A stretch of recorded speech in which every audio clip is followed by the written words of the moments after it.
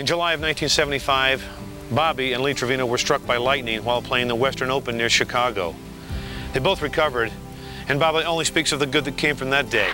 Bobby Nichols has overcome many other challenges in his life and has done so with exemplary attitude that is without question has made his successful life possible. Well, he's actually known for his golfing ability. He was very successful on the PGA Tour. He won lots of tournaments. He won a major. And I guess that's the one thing that most people would remember him for. I think if we could share some of the stories that make him unique and pretty special.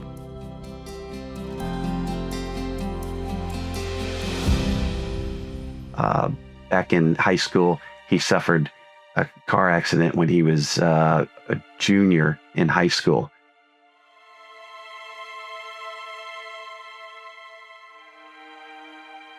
And Bobby was thrown from the car, actually a little bit under the car. And when the paramedics arrived, they didn't really work on Bobby. They thought he had passed.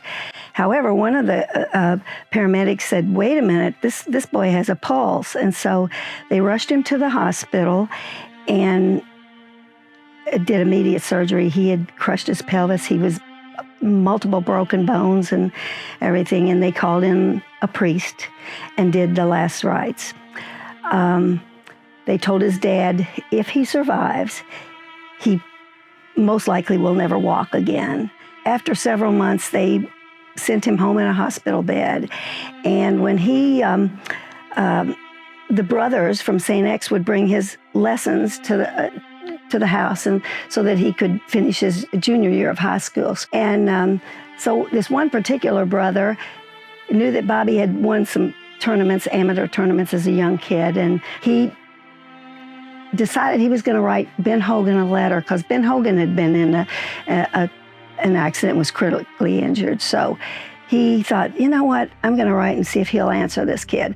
So sure enough, he did. He answered, and of course Bobby was ecstatic. He explained to Bobby that he had been in a critical automobile accident and that had overcome adversity. And he said, the human body is an amazing thing, Bobby. Fight, you can overcome it. You can overcome it. And little by little, he'd get up and take a few steps and eventually learned how to walk.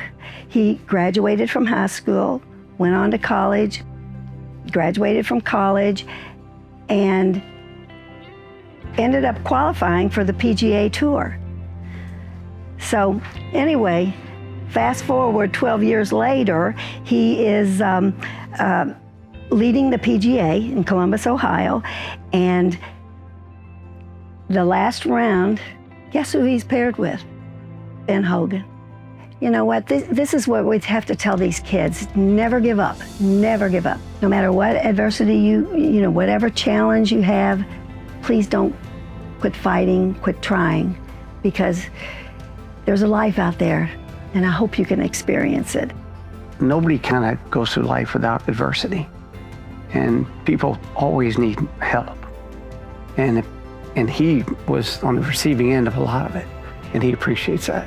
And he hasn't forgotten the people that helped him. We are driving back from Columbus to Louisville to pick up our son, Craig. Bobby pulls off the side of the road. And I said, why are we stopping?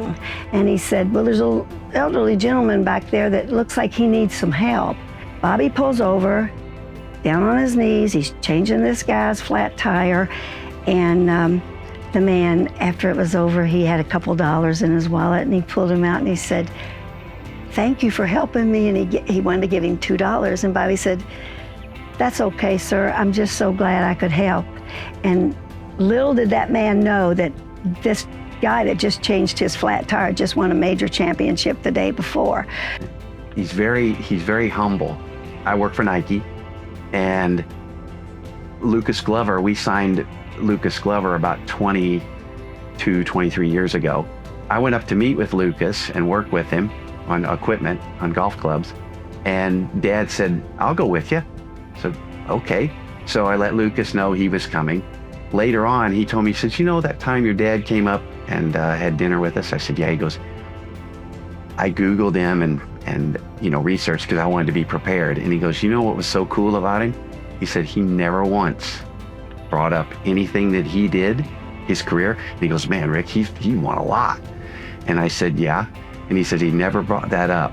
He said, I thought that was so cool. He kept asking me about my career and what are you doing? And he said, so I thought that was really cool. And of course, that warms the heart to hear those stories. He doesn't talk about his victories. He doesn't talk about his tour wins. He doesn't, you know, but he does talk about this foundation and what it's been able to do for this community. And having experienced what he has and the path that led him to where he is today, he understands the need for help for these children. So to be able to give back and be, you know, to these children who desperately need your help, I hope this is something that you'll remember and take with you when you go home tonight, that, hey, we have been so fortunate. Look at this place, look where we live, look at all the things that we have to be thankful for. And these kids don't. So if you can make life a little brighter for them, I think it would be amazing. So thank you all for all your charity, and let's keep on giving.